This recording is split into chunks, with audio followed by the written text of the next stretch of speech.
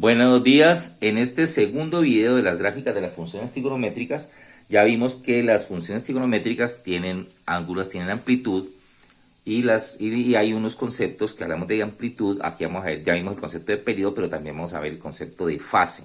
Entonces, ya conociendo con amplitud y periodo, entonces vamos a ver algunas modificaciones que tienen las gráficas de acuerdo a esas variables adicionales.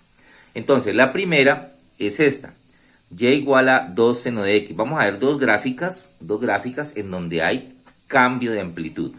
Recordemos que amplitud solamente se trabaja amplitud o se habla de amplitud para las funciones seno y coseno. Entonces, simplemente ¿qué hacemos? Tomamos una gráfica y ya hablamos de y igual a 2 seno de x. Este punto que está aquí, esta es la amplitud de la onda sinusoidal o simplemente de la gráfica. Aquí en esta gráfica, ¿qué hice yo? ¿Qué hicimos? Esta curva punteada es la función original sin modificar, es decir, la función y igual a seno de x sin modificar la amplitud, que es esta. ¿Qué quiere decir cuando hay una amplitud acá afuera, un número que está multiplicando? Pues simplemente las alturas de la función se duplican. Ya el seno no tendría una amplitud de 1, sino una amplitud de 2. Es decir, simplemente la gráfica se hace más alta, tanto positiva como negativamente. Entonces, si esto tiene una altura de 1, ya vimos que el seno tiene una altura máxima de 1 y una mínima de menos 1, entonces ya tendría una altura máxima de 2 y una mínima de menos 2. Eso es todo, simplemente duplicar las alturas. Si aquí fuera un 3, pues se triplicarían las alturas. Ese es el primer tipo de gráfica de cambio de amplitud. Miremos un segundo ejemplo. La función coseno ya está multiplicada por este número. Esta es la amplitud, pero esta amplitud está precedida de un signo negativo. Bien, entonces miremos. En esta gráfica, aquí la curva que está punteada es la función original, es decir, la función y igual a coseno de x que la vimos en un video previo. ¿Qué estamos haciendo? Multiplicamos el coseno por 3, es decir, las alturas se triplican. Ya el coseno no tendría una altura máxima de 1, sino una altura máxima de 3, y no tendría un valle mínimo de menos 1, sino un mínimo de menos 3. Pero, ¿qué sucede? No solamente se triplican las alturas, sino que este menos que aparece aquí hace que la gráfica se invierta. Es decir, en la parte donde la gráfica va hacia arriba, iría entonces hacia abajo. Y donde esté hacia abajo, iría hacia arriba, teniendo en cuenta que se multiplica, en este caso, por 3. Si nosotros tuviéramos este 3 positivo, entonces sería como en el ejercicio anterior, que simplemente sería triplicar todo esto. Bien, entonces, lo que sí sigue, este es el cambio de amplitud. Ahora viene el cambio de fase. ¿Qué es la fase? La fase es cuando una gráfica se desplaza hacia la izquierda o hacia la derecha. Entonces, miremos una cuestión.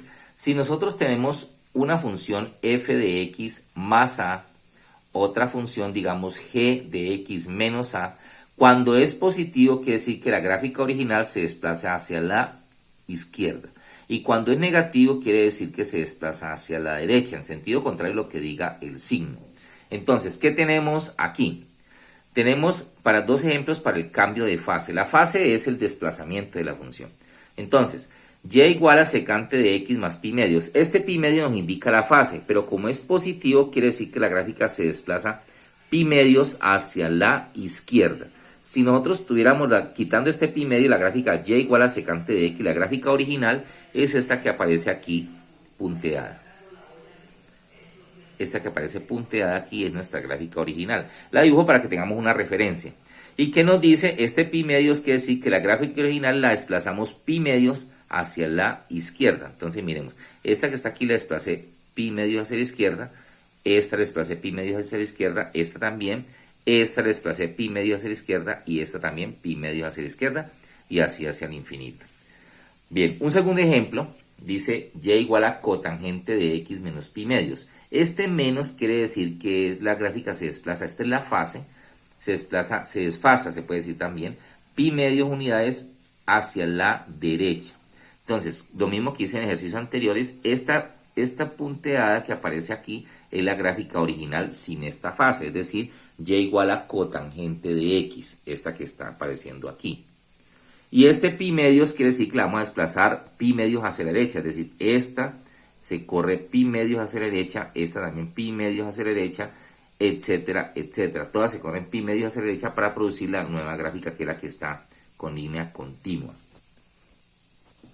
Y lo último que sigue es el cambio de periodo. Ya vimos que en el video previo que para las funciones seno, coseno, cosecante y secante el periodo es 2pi, mientras que para tangente y cotangente el periodo es pi. ¿Qué es el periodo? Es cada cuánto la curva se repite. Si yo tengo una curva así, y luego hago esto, y luego hago esto, este ciclo, este tamaño de acá es el periodo. O sea, cada cuánto la curva se repite de manera indefinida. Entonces, hay que tener en cuenta una cosa.